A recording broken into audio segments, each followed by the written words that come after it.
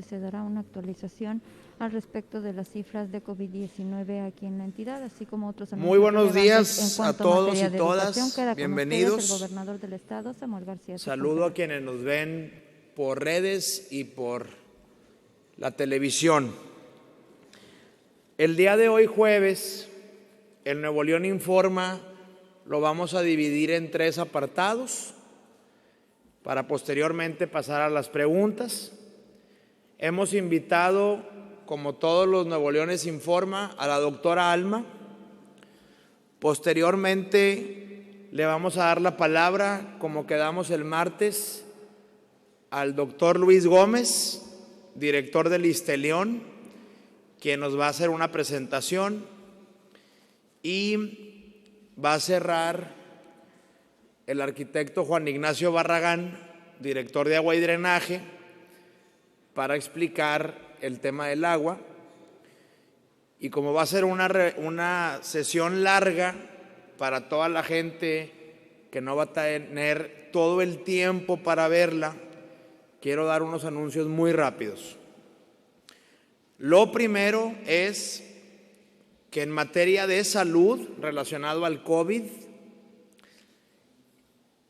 el día de ayer presenté al comité la propuesta que les comenté el martes de reactivación. Sigue en análisis, no han resuelto, y muy probablemente el domingo, aprovechando que tenemos un fin largo y frío, largo porque el lunes es inhábil y no hay clases, no hay prisa para esa resolución, por lo que nos mantenemos en el mismo sistema voluntario, híbrido y mixto. No es obligatorio, pero vale la pena decir que esta semana se duplicó el número de alumnos que empezaron ya a regresar a clases. Entonces, para hoy jueves y mañana viernes seguimos iguales. El domingo, ya con la resolución del comité, vamos a decirles qué ajustes aplicarán a partir del martes 8, pasando el asueto del lunes. Sobre el tema de ISSSTE-León, el doctor Luis Gómez va a dar a conocer toda la licitación, lo ejemplar que fue la licitación de ISSSTE-León, los ahorros, los ganadores, y decirles que hoy jueves ya el tema de medicamentos, recetas y hospitalizaciones está controlado al 100%. Los ladrones nos quisieron dejar tirado el negocio, pero este gran equipo ya logró hoy jueves tener control total del abasto de medicamentos y de hospitalizaciones. Y por último, en el tema de Juan Ignacio de Agua y Drenaje, también queremos decirles que por diferentes motivos que ahorita el arquitecto va a mencionar, las colonias que estuvieron con menor cantidad de agua estos días ya hoy la tienen completa, y con mucha seriedad y responsabilidad decirle a todo Nuevo León qué implica el que se haya declarado emergencia por sequía el día de ayer y qué acciones empezamos el día de hoy. Así que sin mayor preámbulo, paso la palabra a la doctora Alma Marroquín. Muchas gracias, muy buenos días. Vamos a hablar de la información de COVID-19 al día de hoy, un poco de lo que está sucediendo en el país y en el estado, la incidencia de casos, la ocupación en nuestros hospitales, las defunciones, los avances de vacunación y, como cada jueves, el semáforo epidemiológico con los indicadores de esta última semana y pues la estrategia de vacunación transfronteriza. Como ya les he comentado, pues el pico máximo de casos, tanto a nivel país como aparentemente a nivel estatal, llegó a su punto máximo durante las semanas previas. El día de ayer terminamos con 4,705 casos, lo que nos da un acumulado de 437,767. A nivel nacional estamos con una incidencia por cada 100,000 habitantes ligeramente superior a la tasa nacional, pero vemos como en términos generales en el país ya no se ven tantos estados con color verde fuerte, que son los que indican el mayor número de casos. Todavía tenemos San Luis con una incidencia muy superior a la de Nuevo León y que más tarde lo vamos a desglosar. La incidencia de casos, como ya lo he comentado en las Nuevo León Informa previos, ha tenido una variación diaria, pero hemos tenido picos máximos y generalmente eso sucede una vez a la semana, en que se presenta el pico. El 20 de enero ha sido el más alto con 7,207. La semana previa lo tuvimos el 27 de enero con 6,073, con un descenso muy importante que no veíamos desde los primeros días de enero, y ahora con este incremento de 4,798 y 4,705. Debido a esta variabilidad, hemos hecho un ajuste para tener el promedio de pruebas diarias por semana desde el inicio de la pandemia, para estar evaluando, porque la variabilidad depende si fue fin de semana, si los hospitales privados, el IMSS entregaron sus reportes a tiempo, etcétera, entre muchos otros factores. Entonces, así estábamos antes del inicio de la pandemia, con en promedio 255 casos diarios durante esta semana. Aquí nos declaramos en el inicio de la cuarta ola, ya teníamos 1,243 casos diarios en promedio, y así sucesivamente. La primera, segunda y tercera semana del año el incremento fue constante hasta llegar a 5,669 casos diarios en promedio. De aquí observamos esta disminución de un 25%, terminando esta semana con un promedio diario de 4,250 casos. Y aquí es donde tenemos que evaluar que el comportamiento siga a la baja, que si lo comparamos con otras ciudades y países, como ya lo hemos hecho en ocasiones previas, pues identificamos que vamos siguiendo esa misma tendencia y que pronto estaremos viendo también esa reducción tanto en hospitalizaciones como en defunciones. La variante Omicron se sigue detectando en el 98% de los casos que seguimos secuenciando en el estado de Nuevo León, así es que es la variante más prevalente. Y los grupos de edad, principalmente pues el grupo de 25 a 44 años, seguido del de 45 a 59 años, y por eso es que hemos insistido a esos grupos que, como ya lo compartimos también previamente, son los que tienen porcentajes más bajos de esquema completo de vacunación. Si nos vamos al estado de Nuevo León, todavía tenemos prácticamente todo el estado, a excepción de un municipio que es Iturbide, que está en verde, con una gran cantidad de casos activos. Sin embargo, respecto a la semana previa, en que teníamos 53,449 casos activos, esta semana tenemos 42,541, entonces empieza a disminuir el número de personas que en determinado momento están enfermas o que se han presentado positivas durante los últimos 10 días. Esta es la comparativa del número de casos en relación a las hospitalizaciones. Llegamos a nuestro punto máximo, al menos reportado en esta cuarta ola, el 31 de enero. Empezamos a identificar nuevamente este pequeño descenso. Terminamos el día de ayer con 969 pacientes hospitalizados, tanto en instituciones públicas como privadas del Estado. Y así vemos el comportamiento de los pacientes que se hospitalizan y estamos por arriba de 900 desde el día 22 de enero.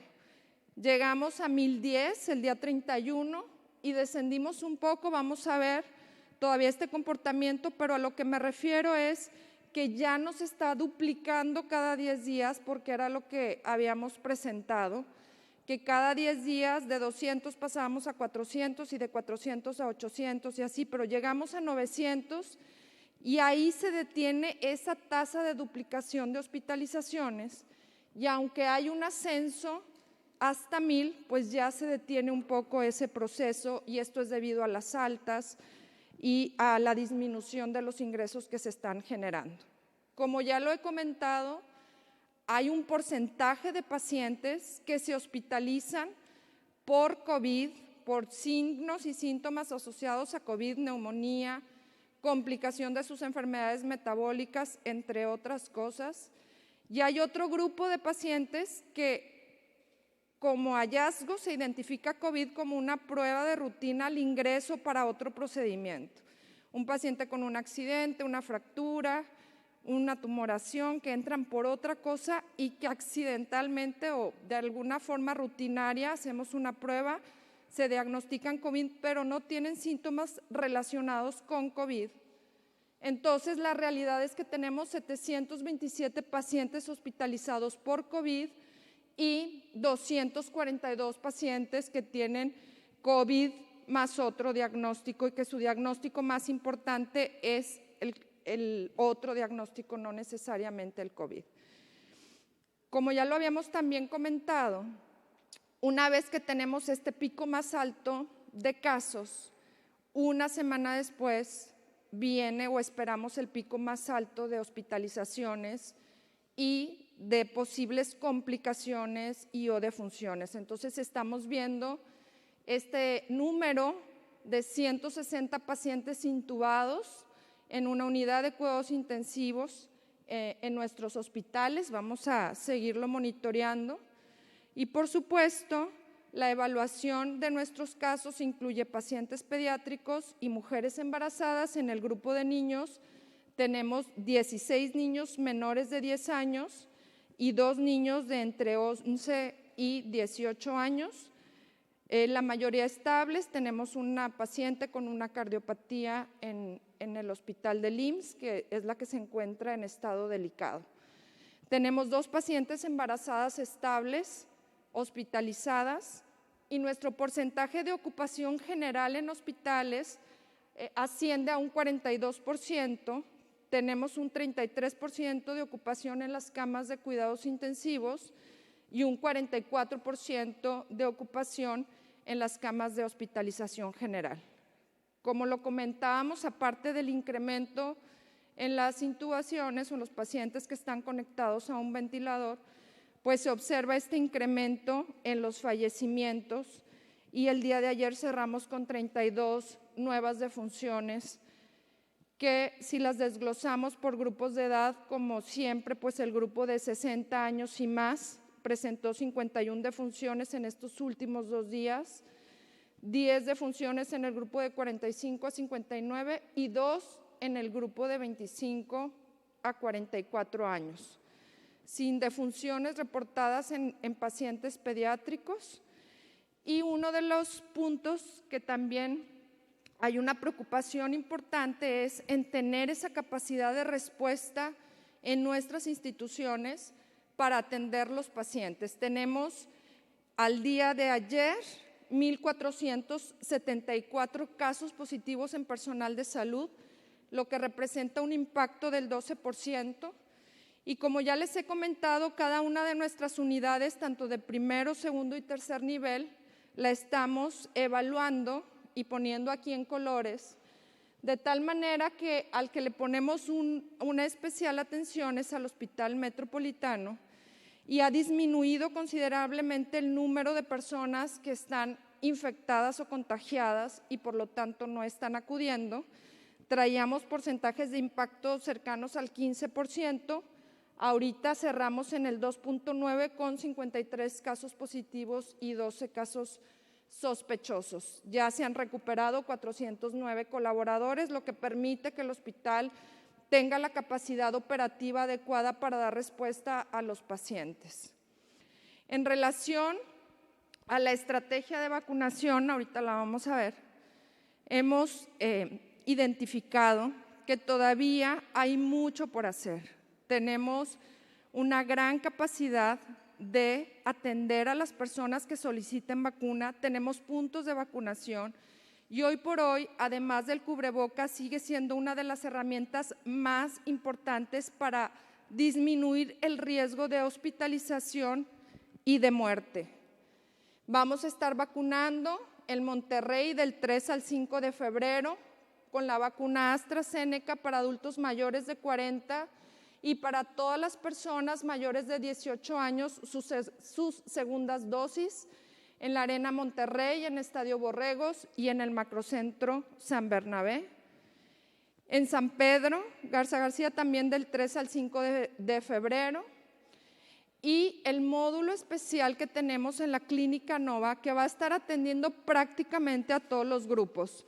Primeras y segundas dosis de adultos mayores de 18 años, el refuerzo, o sea, terceras dosis para los mayores de 60, primeras y segundas dosis para los adolescentes de 15 a 17, segundas dosis de personas rezagadas de Pfizer y refuerzo para el personal de salud que aún no ha recibido esta tercera dosis.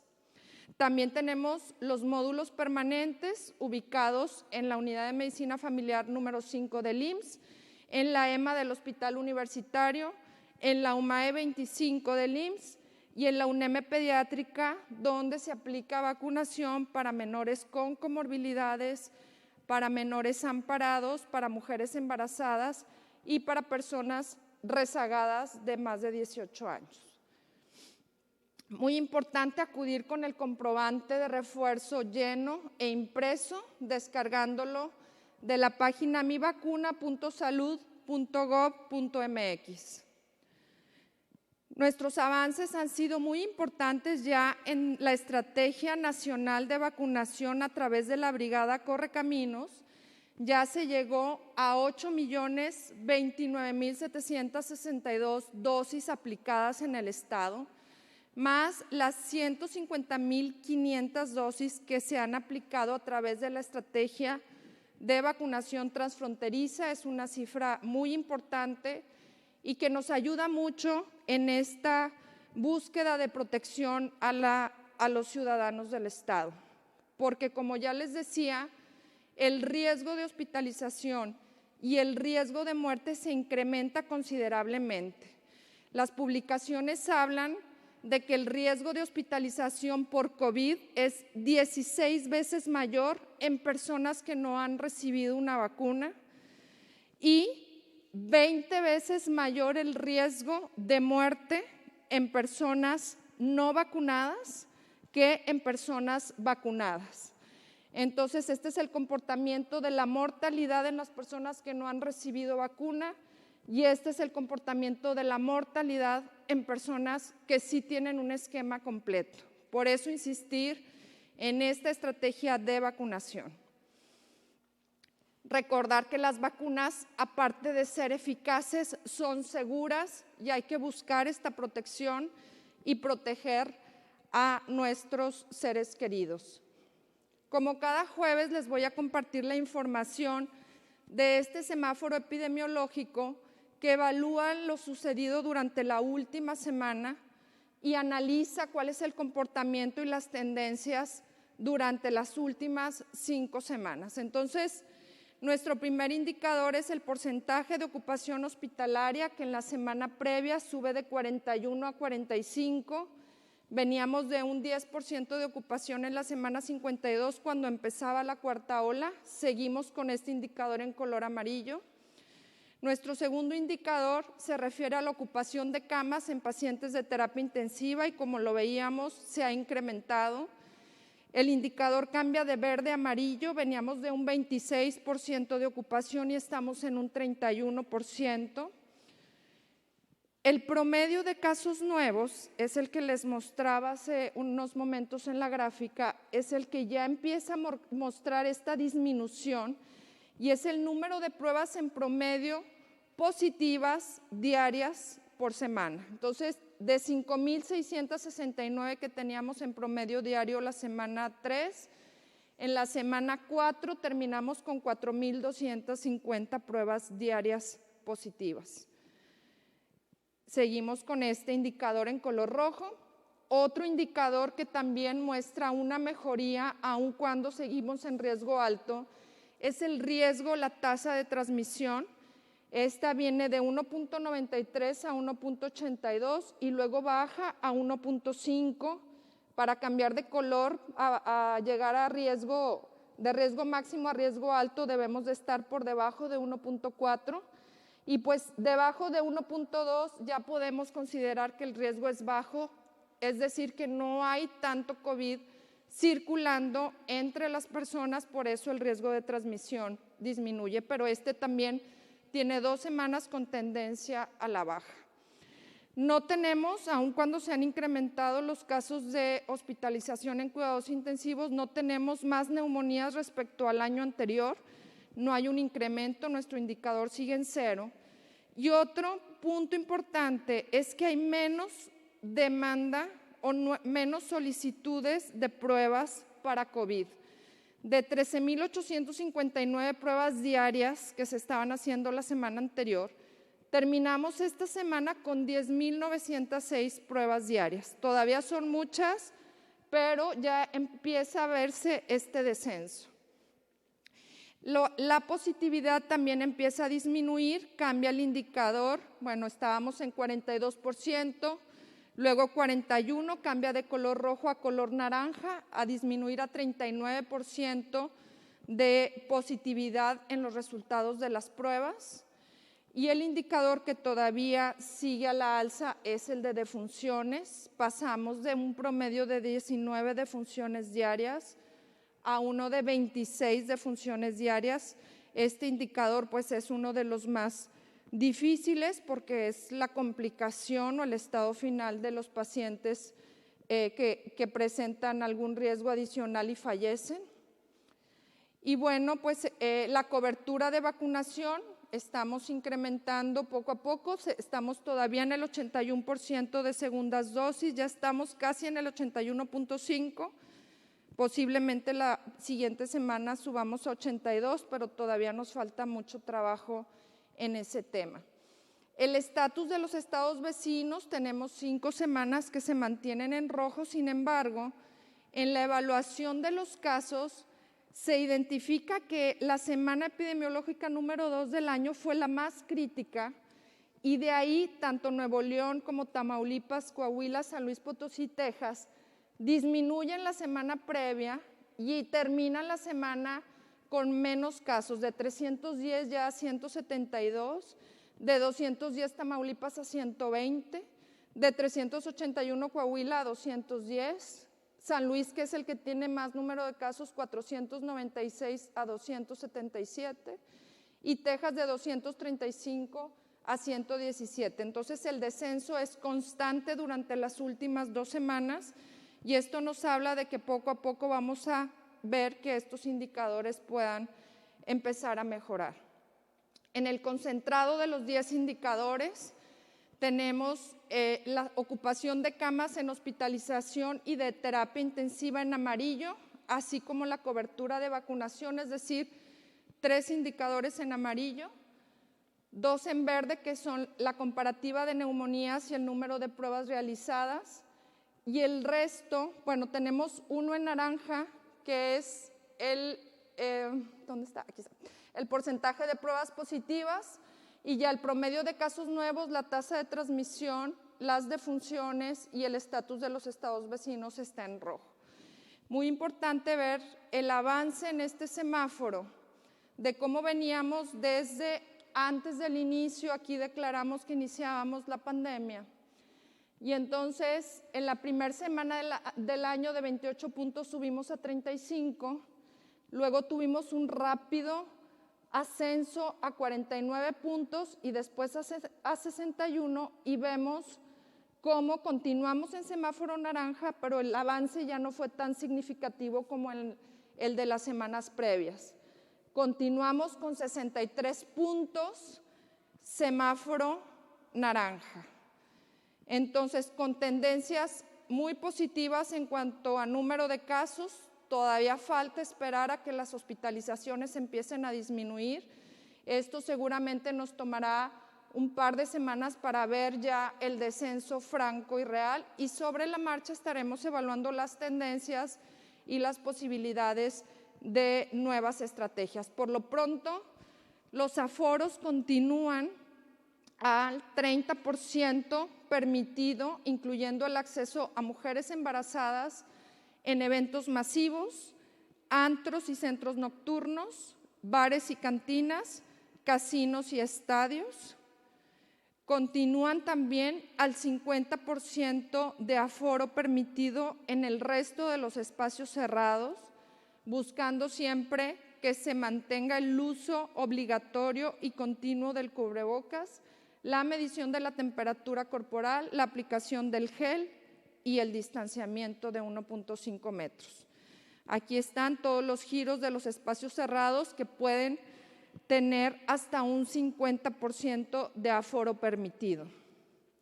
En los espacios abiertos también se permite el 50% de aforo, con los mismos protocolos sanitarios que ya mencionamos. Y aquí está el listado de los lugares o los giros en los que se permite este 50% también.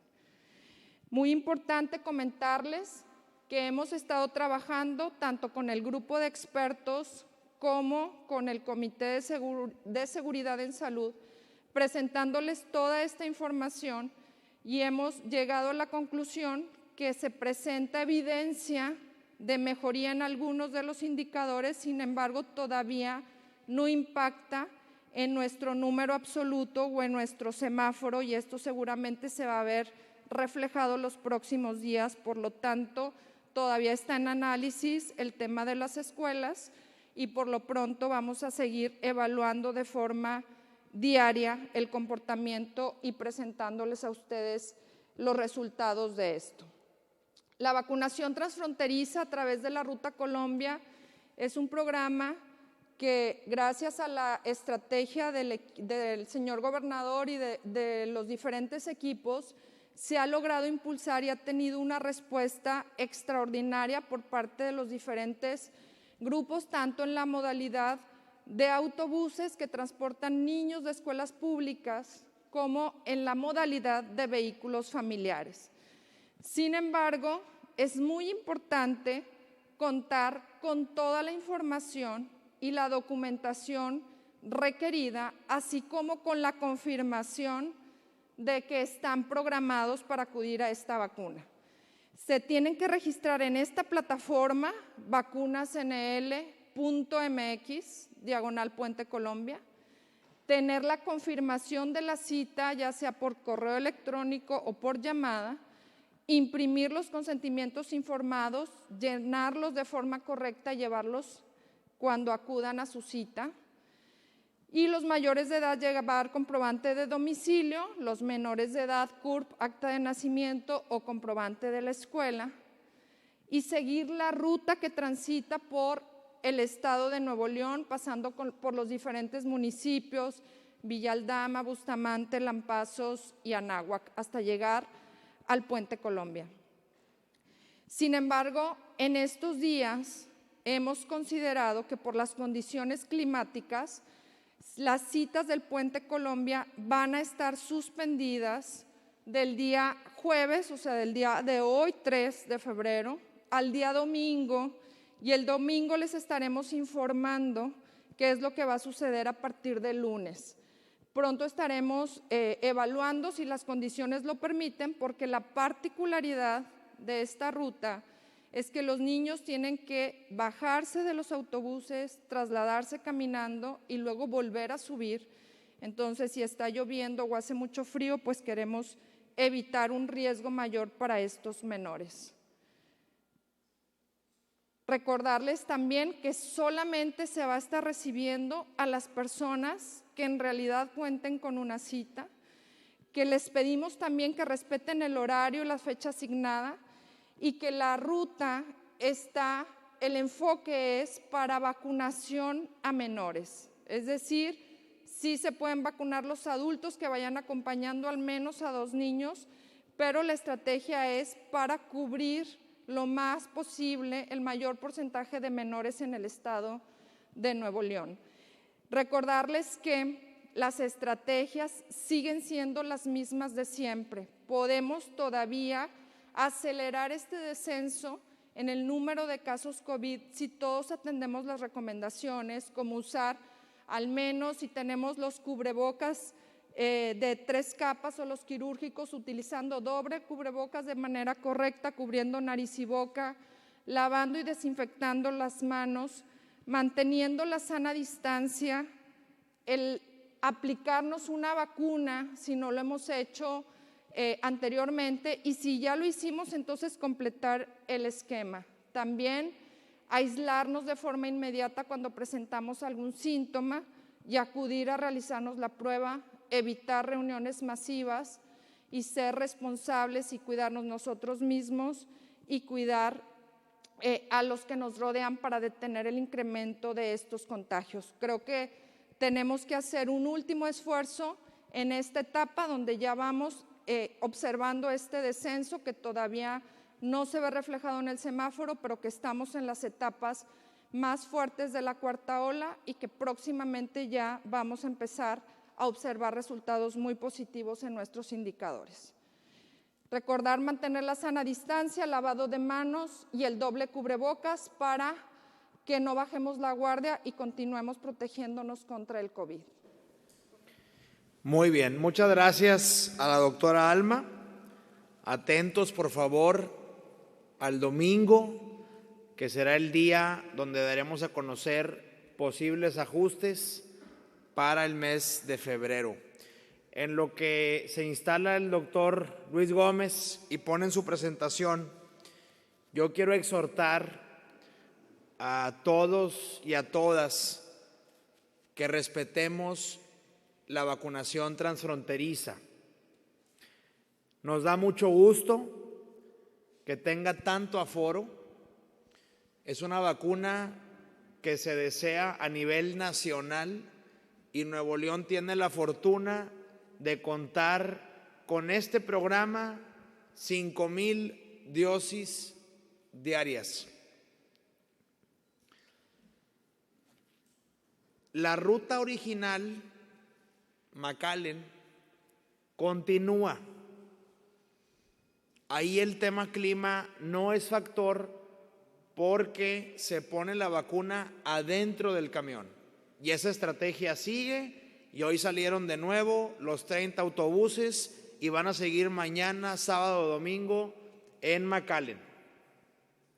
Sin embargo, la nueva vacunación transfronteriza Colombia, la vacuna no se pone en el autobús, se pone exactamente en el puente, en el mero cruce, y eso implica tener a la intemperie a nuestros niños 1 o 2 horas. Por lo tanto, ante los chubascos que hay ahorita y la temperatura que puede llegar a -4, el fin de semana decidimos suspender, porque lo que queremos es la salud de los niños, no enfermarlos. Entonces, de hoy jueves al domingo se va a suspender la vacunación transfronteriza y el domingo, dependiendo el clima y lluvia del lunes, volveremos a mandar correo y mensaje únicamente a los que están registrados. Y me da mucha pena y lamento decirlo, pero no se vale llegar y pegarle al Vivales, porque eso nos genera descontrol. El día de ayer estuvieron hasta las 8:40 de la noche. Vacunamos 5,400 y pico de inyecciones, pero había otros 5,000 y pico haciendo fila sin cita. Eso no es correcto ni es justo. Por eso nos obliga que ahora, a partir de la semana que entra, va a haber un filtro en la entrada de Codefront, un doble filtro. Nos van a hacer gastar en más personal para que no lleguen a las carpas ciudadanos sin cita. Para ponerles un ejemplo, detectamos cientos de autos de otros estados que evidentemente no están registrados porque no tienen comprobante en Nuevo León. Entonces, por favor, a todos decirles, respetemos el programa. Es un programa binacional y me toca a mí cuidarlo con todas las pinzas posibles para que no vaya a haber una interrupción. Entonces, el domingo vamos a dar a conocer posibles ajustes, vamos a dar a conocer qué día se reinicia la vacunación transfronteriza únicamente para los registrados. Por eso hoy el llamado es: regístrense y pronto les va a llegar su correo, su mensaje o la llamada para que puedan ir con total orden, pulcritud y prelación a ponerse la vacuna. Adelante, doctor Luis Gómez, director de ISSSTE León. Buenos días a todos. Agradecemos la invitación, señor gobernador, de poder estar en esta importante reunión y presentar el siguiente reporte sobre nuestras licitaciones en el ISSSTE León. Comentarles a ustedes qué es lo que hemos hecho estas semanas. Durante el mes de diciembre se presentaron la convocatoria para las licitaciones para el abastecimiento y los servicios subrogados del ISSSTE León. El primer viernes de enero, el 7 de enero, se concluía el periodo en que las empresas interesadas se acercaban a nosotros para tener las bases, y a partir de ahí, cada semana, las reuniones para la aclaración de dudas, la presentación de propuestas, hasta el viernes pasado que sesionó el comité de compras y dimos el fallo el 31 de enero. De acuerdo al marco legal y a las indicaciones recibidas por esta administración, fue licitar los servicios, poner cancha pareja y fomentar la competencia, aprovechando la confianza de los empresarios de nuestro estado. Ese es el resumen del resultado de este primer ejercicio de licitaciones en esta administración, donde comparamos simplemente lo que encontramos en las licitaciones de 2021, de acuerdo al rubro, y el resultado del 2022.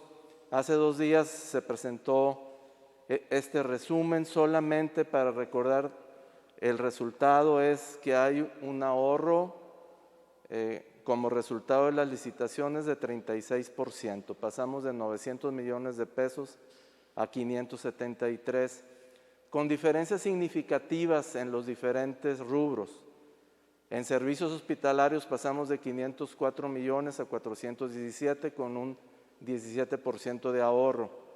En la compra de medicamentos de 168 millones a 83, con un 51% de ahorro. Y en una serie de servicios subrogados, ambulatorios que requieren la atención de los pacientes clínicos, pasamos de 228 millones a 74 millones. Aquí hay un cambio de mayor ahorro, 68%, y así es como damos este resultado que ya se les había presentado a la comunidad neolonesa. La indicación es: queremos saber quiénes fueron los que ganaron y pasamos a reportar. En la licitación sobre servicios hospitalarios tuvimos la participación de más de 6 hospitales, hubo 2 finalistas por sus propuestas económicas. El grupo OCO Hospital, con el nuevo hospital que tienen en la zona de Guadalupe, el Doctors Hospital East, ellos presentaron la mejor oferta. Esta fue la oferta ganadora por un monto de 417 millones, con un 17% de ahorro. Ya los pacientes se están atendiendo ahí, con el apoyo del grupo hospitalario del TEC Salud, que nos venía prestando este servicio de una manera ordenada. Se han ido haciendo el traslado de los pacientes. A las 12 de la noche del 31 de enero teníamos 27 pacientes hospitalizados y de acuerdo a la condición de cada uno, nos esperamos con el apoyo del cuerpo médico y de las dos instituciones hospitalarias, el que se pudieran ir trasladando, y los que se tenían que quedar ahí por su condición de salud siguen ahí. Hoy en la mañana, gobernador, seguíamos con 7 pacientes en el Hospital San José, esperando su mejoría, condiciones de traslado o irse a su casa dados de alta. En el tema de medicamentos, que teníamos un proveedor único en Isteleón por muchos años, por el solo hecho de licitar, pasamos de un monto contratado de 168 millones a 83, con un 51% de ahorro en las partidas y además, pues, con una participación como proveedores del instituto de un proveedor único a 7 proveedores. Pues creo que aquí hay también una señal muy importante de confianza de las empresas que venden medicamentos a este instituto y que por el puro hecho de competir hay ahorros y también hay participación para otros negocios y empresarios de nuestro estado. Este es otro tema también muy importante, todo lo de servicios ambulatorios e insumos y reactivos, insumos médicos y reactivos. Desgraciadamente aquí también se venía operando con un proveedor único, con un monto de 228 millones de pesos y lo bajamos a 73, pero además hay 20 empresas participando. Entonces aquí creo que es otra de las ventajas para que a través del gobierno se permita el desarrollo de las empresas y empresarios de nuestro estado en que pueden participar confiadamente y que se va a honrar la ley de adquisiciones, el marco normativo y cancha pareja para todos. También se comentó en la reunión de hace 2 días, cuando estuvieron poniendo ejemplos de algunos medicamentos. Aquí es una muestra de medicamentos de combate, para la diabetes, para una gripe, para un dolor, algún desinflamatorio, etc. Ustedes pueden ver en la pantalla que hay una lista de precios de compra de 2021 y 2022 y a veces uno piensa, es que las cosas que son muy baratas, pues el margen de ahorro tiene que ser mínimo. Pues ahí están los márgenes de ahorro cercanos al 50% aún en estas. Obviamente, el catálogo de medicamentos que usa el Isteleón es cerca de 900 renglones. Eso es solo una muestra. Hay diferencias todavía mayores según el precio de los medicamentos entre más especializados estén. Solamente les hemos querido presentar esto como una pequeña muestra. Estamos haciendo todo un cambio, señor gobernador, en la gestión de los servicios, en los servicios a los pacientes, en los horarios de la clínica. Hemos recibido la instrucción de implementar un modelo que esté centrado en la satisfacción del usuario. Sé que eso es un verdadero reto para nosotros, va a llevar tiempo, pero con la voluntad de los médicos, enfermeras y los trabajadores administrativos. Y ahora que ya tenemos la firma de los contratos, ustedes saben, la ley de adquisiciones da 10 días para firmar los contratos. Dimos el fallo el día 31 y todas las empresas ganadoras ya nos están prestando servicios, aunque no ha concluido el periodo que tenemos para firmar los contratos correspondientes. Creo que esa es una muy buena muestra de apoyo, con el apoyo de la comunidad, de los usuarios de nuestra clínica del Isteleón y del personal que ahí trabajamos. Estamos seguros que vamos a rendir también buenas cuentas. Muchas gracias, Luis. ¿Me recuerdas cuántos participantes hubieron al inicio? Al inicio 96 empresas se acercaron a comprar las bases, asistieron a las juntas de aclaraciones y en la competencia de propuestas técnicas y económicas fueron 35 empresas. Muchas gracias. Gracias. Pues eso pasa cuando invitamos a los mejores al gobierno. Yo estoy muy contento del trabajo del nuevo equipo de Isteleón, a quienes estos 2 días, por culpa de estos ladrones, no se les dio una receta o un maltrato, asumo la responsabilidad.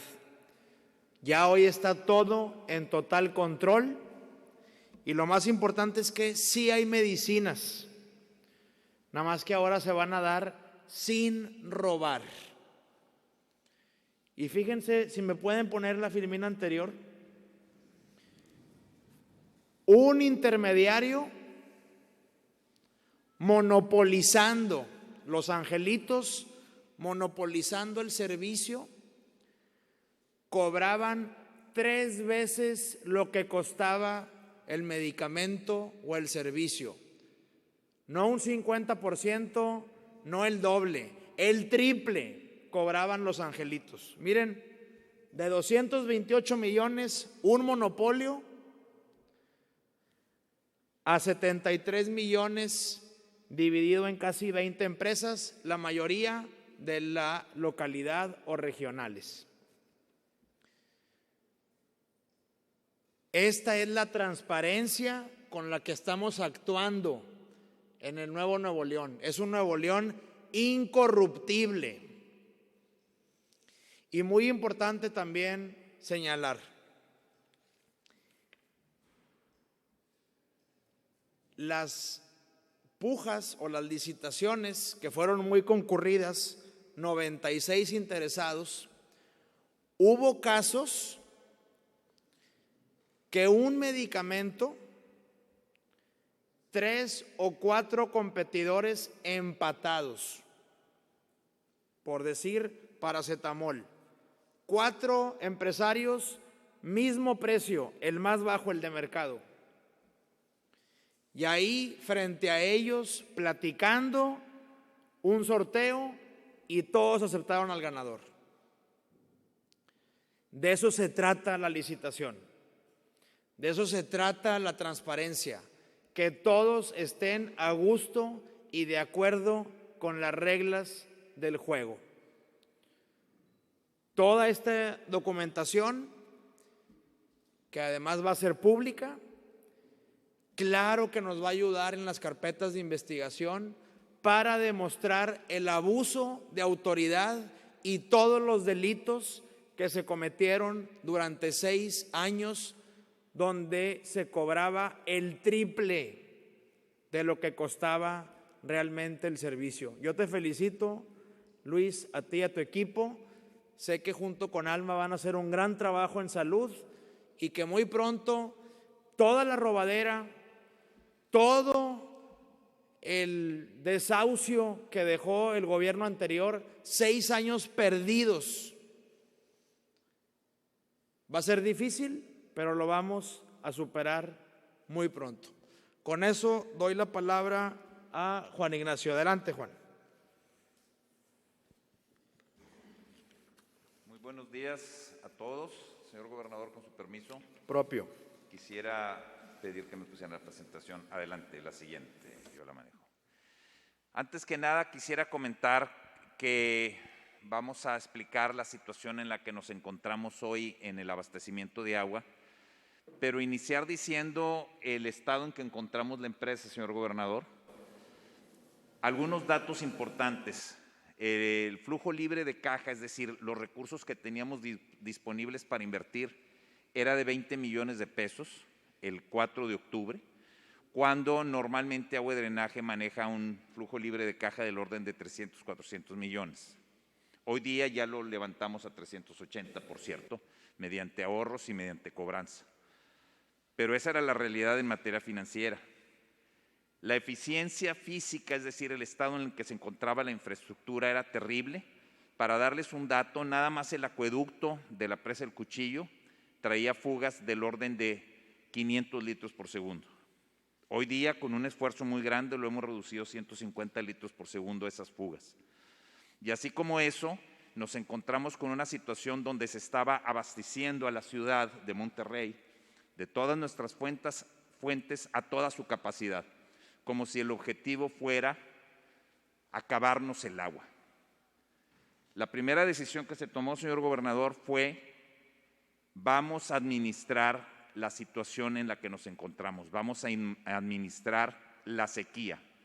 La sequía que tenemos es un fenómeno que comenzó hace aproximadamente 6 años en la región citrícola. Afortunadamente el resto de nuestras fuentes están funcionando bien, pero la región citrícola trae un problema hereditario de hace 6 años, y eso nos está obligando a administrar ese recurso para alargar la vida de nuestras presas, como lo veremos más adelante. En estos últimos días se ha presentado una problemática particular en esta zona de la ciudad de Monterrey. Este es el Cerro del Topo Chico, que esta es la zona de San Bernabé, esta es la zona de Escobedo y San Nicolás. ¿Qué sucede en esta zona? Como podemos ver, nuestras fuentes de agua llegan del oriente o de la Huasteca. Son nuestras fuentes principales, además de lo que recibimos del acueducto de Mina. Esta zona se encuentra al final de nuestro anillo de transferencia. Monterrey es la única ciudad importante en el país que cuenta con este anillo de transferencia que nos permite balancear permanentemente nuestras fuentes de agua, nuestros tanques de agua. Pero al encontrarse al final, cuando comienza el consumo a incrementarse de manera importante, es difícil llevar el agua hasta acá.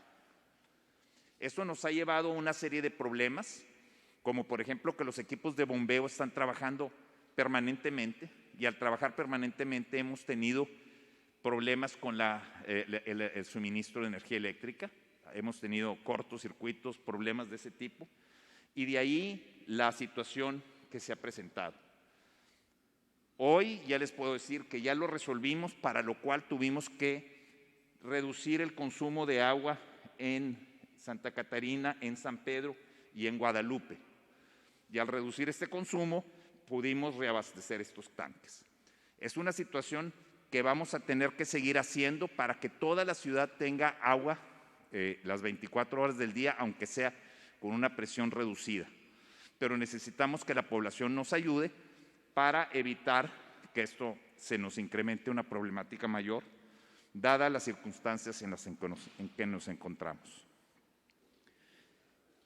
Esto al día 28 de enero teníamos 9.88% de llenado en Cerro Prieto y 25.28% de llenado en la presa de La Boca. Son los dos niveles más bajos históricos de ambas presas. Ambas se encuentran en lo que llamaríamos la cuenca de la región citrícola. En cambio, el Cuchillo, que es nuestra principal fuente, está al 53.98%, y el Cuchillo tiene agua suficiente para un par de años. Desgraciadamente, el Cuchillo solamente nos puede abastecer de 5 metros cúbicos por segundo, cuando la demanda, por ejemplo, en verano, llega a ser de 16.5. ¿Por qué? Porque el acueducto no puede transportar más agua.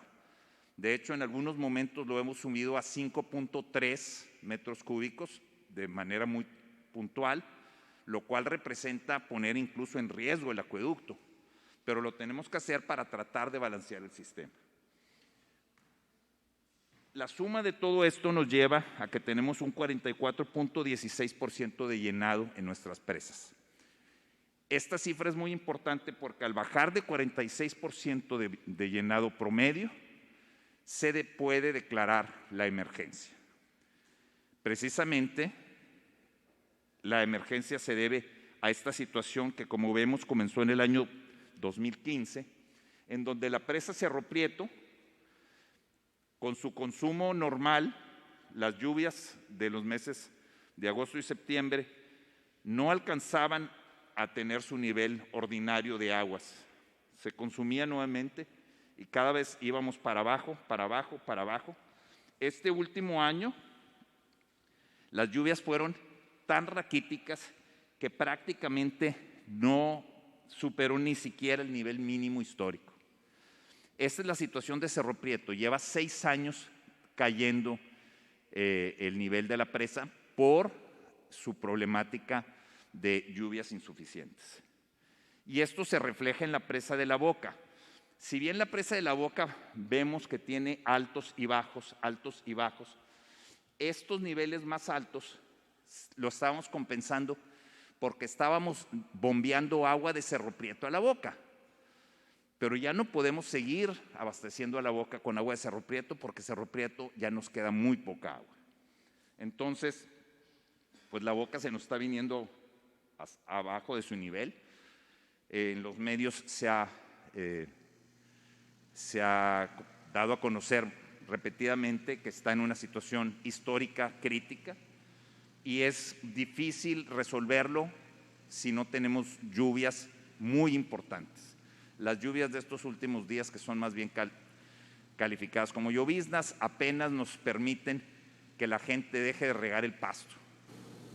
Entonces, pues ahí nos encontramos en estas dos fuentes de abasto que representan aproximadamente un 25%, entre 25 y 30% del abastecimiento de la ciudad.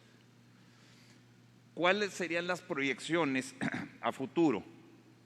Al perderse el caudal de Cerro Prieto y de la Boca, y de mantenerse la demanda que está en esta línea roja, como se hace históricamente, pues la oferta nos bajaría y en los meses de agosto tendríamos un diferencial entre oferta y demanda terrible, que nos pondría en una crisis realmente muy difícil de enfrentar. Calculamos que podríamos tener una falta de hasta un 53% en los meses más críticos, un 53% de agua que requeriríamos adicional. Sin embargo, con todas las medidas que estamos tomando, medidas de incorporación de pozos emergentes, consideramos que vamos a lograr reducir nuestro déficit a órdenes del 2, 3, quizás hasta un 12% en el mes de agosto. Esta es una proyección considerando que la demanda no disminuya, es decir, con toda la incorporación de nuevas fuentes y si la demanda no disminuye. ¿Cuáles son esas nuevas fuentes? Son pues los pozos Macroplaza que ya están operando, pozos profundos en la Huasteca que tardarán más tiempo en incorporarse, pozos someros, alrededor de 50 pozos someros que hoy vamos a iniciar su perforación gracias al decreto de emergencia que se dio ayer, y la incorporación de pozos ya existentes que teníamos desde los años 80 y 90 y que estaban fuera de servicio, que los vamos a reincorporar. Con todas esas medidas lograríamos disminuir el déficit, pero seguiríamos teniendo déficit. Este es más o menos el programa que tenemos de incorporación de los diferentes tipos de pozos. Y aquí estamos incorporando una variable que serían pozos privados. Hemos estado con el señor gobernador, con el apoyo del señor gobernador, dialogando con empresas del sector privado que tienen pozos que no utilizan en su totalidad para que nos faciliten parte de ese recurso y poder disminuir el déficit. Pero nuevamente todo esto nos habla de disminuir el déficit, no de acabar con el déficit. Para lograr acabar con el déficit se necesita el que la comunidad nos ayude. Tenemos, gracias a la declaratoria de emergencia, que como todos saben se publicó en el periódico oficial el día de ayer, podemos establecer un programa de medidas preventivas de mitigación para la sequía para el área metropolitana de Monterrey. Esto se detona cuando el porcentaje de llenado de nuestras presas está por abajo del 46%. Y pudiera haber una declaratoria todavía más fuerte, señor gobernador, si llegamos a estar abajo del 40%. Esto lo solicitamos desde hace varias semanas. Tomó un tiempo la constitución del Comité de Riesgos Hidrometeorológicos y también ya está solicitado a nivel federal desde el día 20 de enero. La información que tenemos es de que se está revisando por el Comité Técnico. Ha habido exhortos de algunos grupos legislativos para solicitar que eso se adelante.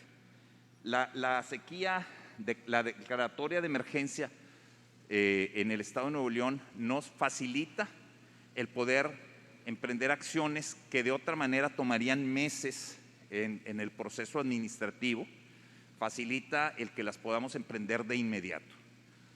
Pero la declaratoria de emergencia federal nos permitiría iniciar acciones de perforación de pozos mucho más profundos y además de contar eventualmente con recursos federales excepcionales. Entonces, se está trabajando en esos dos ámbitos. Ahora bien, parte de la declaratoria de emergencia incluye el solicitar de manera fuerte a la comunidad el que establezca medidas de ahorro para disminuir el consumo. Los rubros más importantes son el baño, la lavandería, la cocina, el cuidado del jardín y el lavado de automóviles. En el baño, es decir, en la regadera, cuando uno toma su ducha, se puede reducir muy fácilmente hasta un 20% del consumo por persona, tan solo disminuyendo el tiempo de la ducha a menos de 5 minutos. Incluso, conforme una encuesta que se levantó recientemente, se vio que aproximadamente 2 de cada 10 regiomontanos toman entre 2 y 3 duchas diarias. Pues solicitarles a la gente que con una es suficiente y con eso ahorraríamos mucha agua y buscar reducir el tiempo de la ducha a solamente 5 minutos o menos si es posible, cerrarle a la regadera cuando nos estamos enjabonando y cuando estamos esperando que llegue el agua caliente poner una tina. En mis tiempos de juventud, señor gobernador, yo sé que usted es muy joven, pero en mis tiempos de juventud eso lo hacíamos todos, porque hubo una crisis muy fuerte en los años 80, como todos sabemos. En la lavandería, evitar el lavado de medias dosis sino puras dosis completas en la lavandería. En la cocina, en el lavado de los platos, se desperdicia muchísima agua. Uno de los rubros más importantes es el cuidado del jardín. Evitemos regar el pasto. Podemos regar los árboles, las plantas decorativas, pero el pasto consume una cantidad tremenda de agua. Incluso los municipios, ya desde el mes de noviembre, logramos con ellos concertarnos para que se rieguen los jardines públicos con agua tratada, que les proporciona agua de drenaje a un precio mucho más bajo que el agua, el agua potable. Y por supuesto, el lavado de automóviles, lo cual es escandaloso cuando veo uno a una persona arrojando agua en la manguera, agua que se pierde y que alguien la está dejando de poder utilizar. Les solicitamos entonces a la comunidad nos ayuden en estos rubros. Se pueden establecer incluso sanciones dado a esto y le estamos pidiendo también a la comunidad que nos ayude mediante la denuncia de aquellas personas que están haciendo un mal uso, sobre todo en el tema del jardín y el lavado de autos, que son los usos más visibles. Y con esto terminaríamos nuestra presentación, señor gobernador, y estamos a la orden de todos ustedes. Con permiso. Gracias. Yo voy a pedirles si me ponen la primer filmina. Me encargó mucho el alcalde de San Nicolás, de Escobedo y Luis Donaldo Colosio, que diéramos certidumbre a la gente. Y justo ese es otro principio que tiene este gobierno. Aquí se va a decir la verdad y se va a dar certidumbre, ni exageramos ni manipulamos. Si todos estamos informados y conscientes, la libramos. Si no, vamos a batallar. Todo lo que dijo Juan Ignacio, súmenle que el año anterior llovió menos de la mitad del histórico. Para todos aquellos que no creen en el cambio climático, aquí están las consecuencias. Para los que se creen como Trump que esto es un complot, estamos fuera de lugar. Esta es una evidente consecuencia del cambio climático. Una tierra semidesértica la hace más seca. Y de aquí a junio, el Servicio Meteorológico tiene cierta certeza de que va a haber poca lluvia. Si a eso le sumamos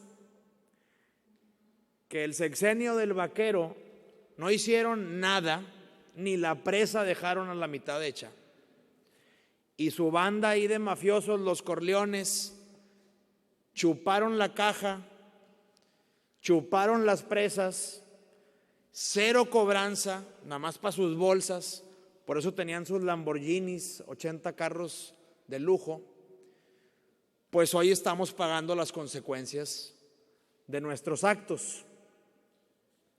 Por eso es muy importante decirle a todo Nuevo León que depende de todos nosotros superar este tema. Depende de todos, les voy a explicar aquí gráficamente. Zona metropolitana, aquí están las colonias que hace 2 días se quedaron con un déficit de agua. Norte de Monterrey, San Nicolás, Daniel Carrillo, Mijes, los alcaldes de Escobedo y de San Nicolás. ¿Por qué pasa esto? Porque los ductos vienen completamente del otro lado de la ciudad, de La Boca y de Cerro Prieto. Y como esas 2 presas ya tienen muy poca agua, llega muy poca agua al anillo y luego con mucha energía eléctrica hay que bombearla, pero en cada segmento hay un tanque que se está llenando para llegar hasta acá. Entonces aquí con toda la prudencia, Juan Ignacio tuvo que bajar la presión en ciertos tanques para que se volviera a llenar este. Pero si toda la comunidad no le echa los kilos suficientes, aquí va a haber broncas. Tiene que toda la zona metropolitana cambiar sus hábitos para que estas colonias, las más alejadas del anillo, Monterrey 5, puedan tener agua todo el año sin días de poco déficit. Depende de toda la red que llegue agua suficiente a todos los segmentos. Por eso, el día de ayer, aunque desde el día 31 de enero se llevó al Consejo, ayer ya se votó y publicó, lo firmó el secretario general de Gobierno por la prisa, la declaración de emergencia de sequía por el nivel de nuestras presas. Esa declaración que ya está publicada en el Diario Oficial y a partir de hoy empieza la campaña de comunicación, todo mundo tiene que estar enterado de esto. Esa emergencia nos permite hoy mismo arrancar los pozos, que por cierto hoy arrancamos el primero, ya está todo listo, para que ante la falta de lluvia y el gran consumo de agua que tiene la ciudad, podamos seguir teniendo agua. Esa emergencia local nos ayuda a buscar la nacional para que llegue más dinero, más proyectos y haya factibilidad de que Juan Ignacio no se quede en puro pozo somero, pueda ir a pozo profundo que da mucha más agua de la que hoy tenemos. Y es muy importante insistir en el tema de los hábitos, porque para esto nada más hay 2 soluciones. Y que quede clarísimo: o llueve o dejamos de tirar el agua. ¿Es lo correcto? ¿Estoy correcto? Es un tema de naturaleza.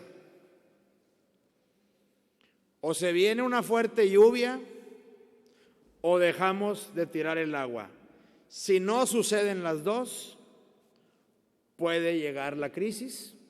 Si logramos resolver la que está en nuestras manos, podemos salir a flote todo el año y con las inversiones que hoy empiezan, garantizar un agua y drenaje para los siguientes 20 años, que tenga liquidez, que tenga inversión, que haya más presas, que haya más pozos y no volver a pasar por este descontento. Entonces, hoy empiezan los pozos, hoy vamos con Conagua, tenemos un Zoom con Conagua Nacional, con Conagua Cuenca Río Bravo, estamos todos los días en comunicación. Mañana tenemos reunión con diputados federales para que ellos desde México nos echen la mano con el tema del agua. Mañana tenemos reunión con los alcaldes, porque esto es de todos. Todos tenemos que cambiar hábitos y todos tenemos que ponernos la cachucha de cuidar el agua para que todos tengamos agua, la necesaria. Por lo pronto los alcaldes ya tienen ciertas tareas de riego, de cuidado del agua. Las paraestatales ya tienen tareas de saneamiento del agua. La Secretaría de Desarrollo Regional comienza las pláticas con el sector agrícola para cuidar el agua y así todos. Hoy les pido respetuosamente a los medios de comunicación, nuestros aliados, porque son nuestros aliados en la comunicación, que nos ayuden a comunicar las medidas que le pedimos a la ciudadanía. El gobierno está haciendo todo lo que está en nuestras manos. Ahora ocupamos que la ciudadanía deje de lavar el carro, se bañe rápido, no nos laven el jardín, por favor. No reguemos el césped y cuidemos mucho los hábitos, siempre pensando que por culpa de unos, otros se pueden quedar como ayer o antier sin este vital líquido. Entonces todos tenemos que de manera propositiva salir adelante. Viene esta campaña que sin duda nos va a servir a todos y con esto cierro la rueda para pasar a preguntas y le pido aquí a los directivos y a la Secretaría de Salud que me acompañen por si hay que reforzar alguna respuesta.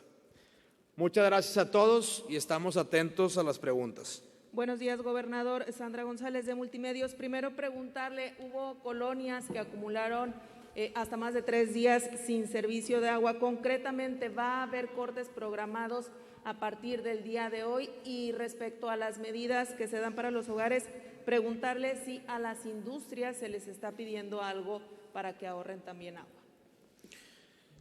No va a haber cortes programados y ya estamos con la industria, con CAINTRA, pidiendo el apoyo con sus pozos.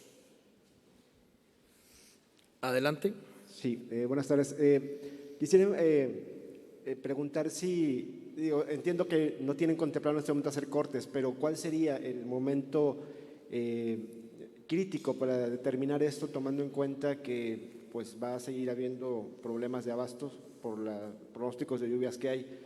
Y en el tema de la vacunación transfronteriza, quisiera preguntarle si hay algún tipo de gestión o hay alguna forma de que estas brigadas puedan realizarse ya en el Estado, no se tengan que trasladar a las personas hasta Colombia o hasta la frontera para poder aplicar estas vacunas que consigue el Estado.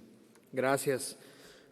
La primera pregunta no está programado, perdón, acá está Juan Ignacio, tenemos toda la fe y la evidencia que si logramos estas acciones, tenemos medido por semana y por mes que siempre haya agua y que en algunos casos simplemente se reduzca la presión. Y esa es la instrucción que yo les he dado aquí en agua y drenaje para que logremos entre todos evitar cortes. De la vacunación transfronteriza, pues ¿qué te puedo decir?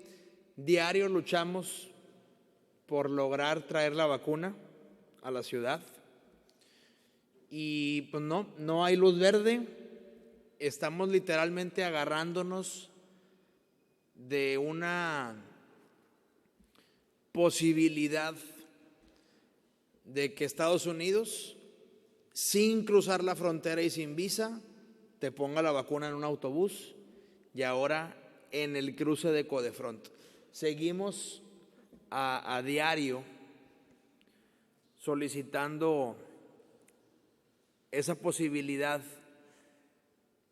y me da mucho gusto enterarme que ya también Chihuahua, Coahuila y Tamaulipas empezaron sus programas de vacunación en frontera. Entonces, entre más seco, entre más gobiernos fronterizos pidamos que nos permitan importar, porque esa es la palabra, va a ser mucho más sencillo.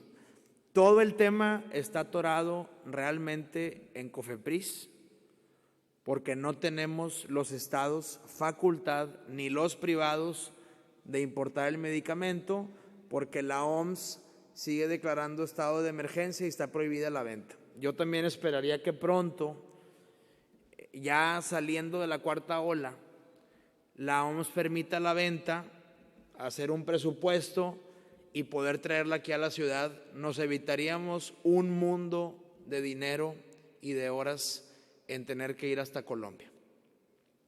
Adelante. Gobernador, preguntarle, en el caso de los problemas que detectaron y que hay en agua y drenaje generados y heredados de la anterior administración, ahí ya se está actuando legalmente, y cómo se va a hacer esta acción legal en contra de quien resulte responsable. Claro que sí. Miren, aquí están los titulares. Luis Gómez, Juan Ignacio, en salud también lo vimos, era un desastre lo que se encontró, y además muy burdos, corrientes, para no decir una maldición. Evidentemente, este tipo de monopolios, este tipo de cobranza al triple, este tipo de asignaciones directas alegando COVID y comprando pruebas 5 veces más cara por todólogas, y luego todavía más burdos, porque todos los involucrados, para lavar la lana y no pagar impuestos del robo que hicieron, todos traen facturas falsas. Entonces ahorita ya tenemos todas las denuncias presentadas y todos están siendo auditados ahorita por WIF y el nuevo SAT Nuevo León. Ya hemos estado detectando la red de factureras, los beneficiarios finales que desgraciadamente metieron a sus hijos y esposas, y estamos detectando todas esas pruebas con el único ánimo de ir a ampliar lo que en su momento ya se denunció. Queremos coadyuvar en la investigación, porque hay todo tipo de delitos. Está abuso de autoridad, ejercicio indebido de funciones, enriquecimiento ilícito y obviamente el uso de facturas para evadir impuestos. Entonces, lo que estamos haciendo a diario, de hecho nos juntamos todos los martes y jueves a las 11, ya me están esperando ahorita, es ir acompañando las nuevas pruebas a la Fiscalía Anticorrupción, a la Fiscalía General, porque dependiendo del delito es una u otra. Seguimos encontrando delitos electorales. Ahí tienes a la broncosuegra, ahí tienes las firmas, los broncofirmas, ahí tienes el tema del DIF. Afortunadamente ya salieron condenadas 2 por parte del fiscal electoral Gilberto de Hoyos. Y también hay delitos federales por tema de recurso federal que estamos llevando a la Auditoría Superior de la Federación, a la Fiscalía General y en algunos casos a la CEIDO, porque es clara y notoria la delincuencia organizada que hubo en el entramado de facturas, empresas fantasma, y terminó el dinero con familiares. Entonces, yo lo que te quisiera contestar sin violar el debido proceso es que todo se va a castigar. Lo que esté en nuestras manos, pronto van a empezar las inhabilitaciones, las multas, los resarcimientos. Todo lo penal que no nos compete y está en manos de los fiscales, estamos encima de ellos con pruebas. Pero tienen que tenernos paciencia, porque eran redes tan elaboradas que hay casos como el de Isteleón, que son más de 60 factureras metidas en la operación, porque ellos creían que entre más le metas a la cadena de mando, más tardas en llegar. Ahora con la factura timbrada, en un segundo salen las 60 factureras, pero tienes que empapelar y demostrar las 60 casas fantasma o empresas fantasma y llevarlas. Entonces, en eso estamos, en Isteleón, en agua y drenaje, en salud y en muchas otras áreas, trabajando a marcha forzada, porque el Nuevo León incorruptible no solamente es de aquí para adelante ser transparentes, como hoy lo hizo Luis Gómez, no, también es para atrás que haya un castigo. Adelante. Buenos días, gobernador. Para preguntarle en cuestión de Isteleón, nada más, existen algunos derechohabientes que pues, se estaban quejando precisamente por la falta de medicamento especializado. En este caso hay pacientes que les suspendieron ya la entrega de este medicamento y con estos cambios que ustedes están haciendo, ya estos medicamentos que incluso valían 30,000 pesos, 20,000 pesos, se les volverán a otorgar a los derechohabientes de Isteleón. Por supuesto, hoy mismo acudan, tenemos ya el restablecimiento total y aquí está tomando nota el director para que ya con los nuevos proveedores, sin que roben, se dé el servicio de calidad. Hola, buenos días. Luis Martínez, de parte de Dominio. Una pregunta para la Secretaría de Salud sobre un reporte que nos llegó a inicios de semana.